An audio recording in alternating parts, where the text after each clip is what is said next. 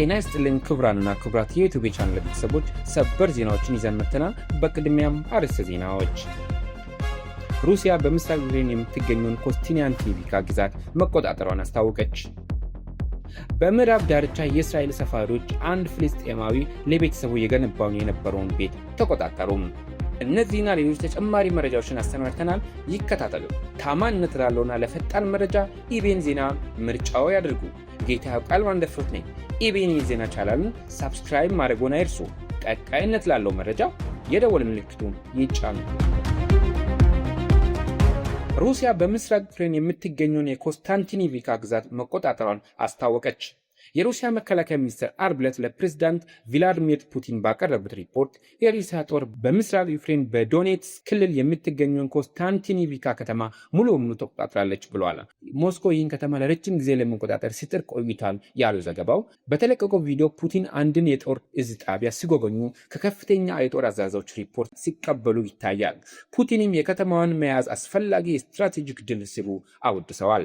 እንዲሁም የዩክሬን የረጅም ርቀት ጥቃቶች በተለይም በሩሲያ የዘይት ኢንዱስትሪዎች ላይ የሚፈጸሙ ጥቃቶች በመጨመራቸው ሩሲያ የደህንነት ቀጠናዎችን ማስፋት እንዳለባት ገልጸዋል። ዩክሬን በኮንስታንቲኒቪካ ከተማ ላይ ሩሲያ ያቀረበችውን የቁጥጥር ጥያቄ እስካሁን አላረጋገጠችም፣ እንዲሁም አስተያየትም አልሰጠችም። የሩሲያ ጠቅላይ ጦር አዛዥ ጀነራል ቫሌሪ ጌራሲሞቭ ጦርነቱ አሁን ወደ 5ኛ ዓመት በገባበት ወቅት ባቀረበው ሪፖርት የከተማው መያዝ አስታውቀዋል።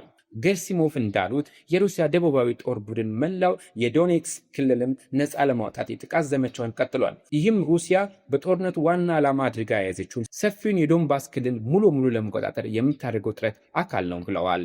ጌራሲሞቭ እንዳሉት የጦር ኃይላችን በስሎቪያንስኪ፣ ራማቶርስኪ፣ ኮንስታንቲኒቪካ የመከላከያ ቀጠና ውስጥ የጠላት ዋና የመከላከያ ማዕከል የነበሩትን አንዱን ኮንስታንቲኒቪካ ነፃ አውጥቷል ብለዋል።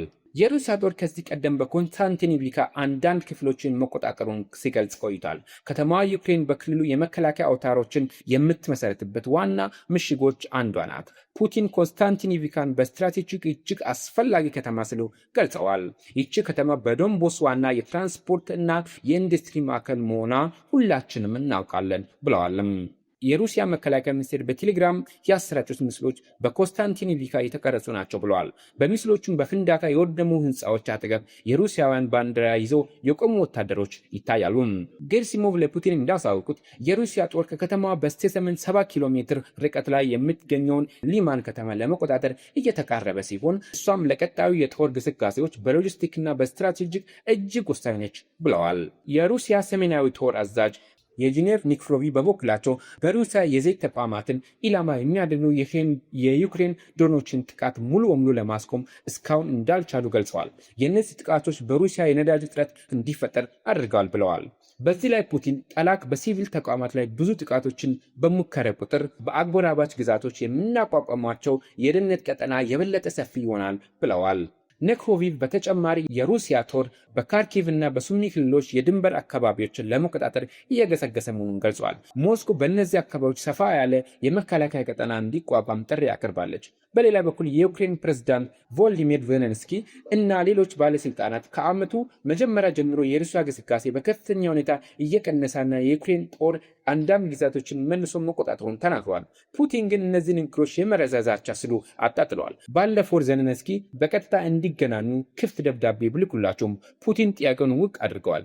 በአሜሪካ ሽምግልና የሚካሄደው የሰላም ጥረት በኢራን ግጭት ምክንያት ለጊዜው ቢቆምም ሞስኮና ኪየቭ ሁለቱም የአሜሪካ ከፍተኛ ድርድር ልዑካን ስቲቭ ዊትኮፍ እና ጃሬድ ኩሽነር በቅርቡ እንደሚጎበኛቸው እየጠበቁ መሆኑ ተገልጿል። በምዕራብ ዳርቻ የእስራኤል ሰፋሪዎች አንድ ፍልስጤማዊ ለቤተሰቡ እየገነባ የነበረውን ቤት ተቆጣጠሩ።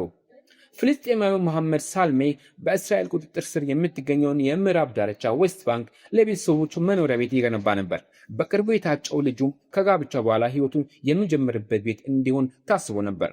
ሆኖም ግንባታው ሳይጠናቀቅ አንድ ቡድን የእስራኤል ሰፋሪዎች ቤቱን በኃይል ተቆጣጥረዋል። በሳምንቱ መጀመሪያ የተቀረጸና በሮይተርስ የተረጋገጠ ቪዲዮ በአንድ ኮረብታ ስር በሚገኝ ባለ 2 ፎቅ ቤት ጣሪያ ላይ ቢያንስ 6 ሰፋሪዎች ሲንቀሳቀሱ ያሳያል። ፍልስጤማውያን ለብዙ ዓመታት ከሰፈራ ማስፋፋት ጋር ተያይዞ በእርሻ መሬቶቻቸው ላይ የሚደርሰውን ጉዳት፣ የንብረት ውድመትና ጥቃቶችን ሲያስታውቁ ቆይተዋል። የተባበሩት መንግስታት ባለፈው ወር ባወጣው ሪፖርት ከ2023 ጀምሮ በፍልስጤም መንደሮችና በእርሻ መሬቶች ላይ የሚፈጸሙ የሰፈራ ጥቃቶች 130 በመቶ እንደጨመሩ ገልጿል። በሳልሜ መንደር የሆነችው ጃሉድ ነዋሪዎች እንደሚሉት በዚህ ሳምንት የተፈጸመው ድርጊት አዲስና አሳሳቢ ደረጃ ላይ መድረሱን ያሳያል። ምክንያቱም ሰፋሪዎች ገና በግንባታ ላይ የነበረ ቤትን በኃይል ተቆጣጥረዋል ብለዋል። የመንደሩ ምክር ቤት ኃላፊ ራኢድ አልሃጅ መሐመድ እንዲህ ብለዋል። አሁን የጃሉድ የመጨረሻ ቤት 100 ሜትር ያህል ርቀት ብቻ ላይ ደርሰዋል። ይህም ገና በግንባታ ላይ ያለ የአንድ መንደር ነዋሪ ቤት ነው። እንደ ራኢድ አልሃጂ መሐመድ ገለጻ ጃሉድ ባለፈው ዓመታት 5 ትላልቅ የሰፋሪዎች ጥቃቶችን አስተናጋለች። እነዚህም የቤቶች ቃጠሎ፣ የተሽከርካሪዎች ጉዳትና የዛፎች ንቅለ ተከላ ያካትታሉ ብለዋል። አብዛኛው የዓለም ሀገራትና የተባበሩት መንግስታት በምዕራብ ዳርቻ የሚገኙ የእስራኤል ሰፈራዎች በዓለም አቀፍ ሕግ መሰረት ሕገ ወጥ እንደሆኑ ይቆጥራሉ። ይህም የአራተኛው የጄኔቫ ስምምነት በተያዙ ግዛት ውስጥ የሲቪል ሕዝብን ማስፈር የሚከለክለውን ድንጋጌ በመጥቀስ ነው።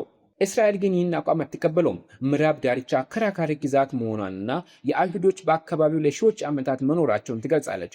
ፍልስጤማውያን በበኩላቸው ምዕራብ ዳርቻን ጋዛና ምስራቅ ኢየሩሳሌም የወደፊት የፍልስጤም መንግስት አካል አድርገው ይመለከታታል።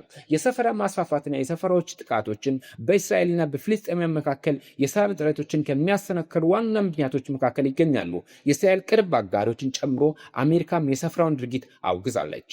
ይሁን እንጂ በጠቅላይ ሚኒስትር ቢንያሚን ኔታንያሁ መንግስት ዘመን የሰፈራ መስፋፋት የበለጠ ተፋጥኗል። መንግስታቸውን በፓርላማ ውስጥ አብላጫውን ድምፅ ለማቆየት በሰፈራ ድጋፍ ጠንካራ ፓርቲዎች ላይ ይተማመናሉ። ለመሐመድ ሳልሜ ግን ጉዳዩ ከፖለቲካ በላይ የግል ህመም ነው። በ2023 የጋዛ ጦርነት ከተጀመረ በኋላ ልጁ ስራ ማግኘት ባለመቻሉና የቤተሰቡን የገንዘብ ችግር በመባባሱ የቤቱ ግንባታ ቆሞ ነበረ። በአጠገባችን ያለው ጎረቤታችንም ባለ 2 ፎቅ ቤት ገንብቷል። ይህ ቤት ከወሰዱብን የእነሱን ቤት ሊወስዱ ይችላሉ ሲሉ ሳልሜን ተናግረዋል። ለሰዓቱ የያዝናቸው ዜናዎች ይህን ይመስሉ ነበረ። ከጥቂት ሰዓታት በኋላ በሌላ መረጃዎች እስክንገናኝ መልካም ቆይታ። ታማኝነት ላለውና ለፈጣን መረጃ ኢቢኤን ዜናን ምርጫው ያድርጉ። ጌታው ቃል ማለፎት ነኝ። ኢቢኤን የዜና ቻናልን ሰብስክራይብ ማድረግዎን አይርሱ። ቀጣይነት ላለው መረጃ የደወል ምልክቱን ይጫኑ።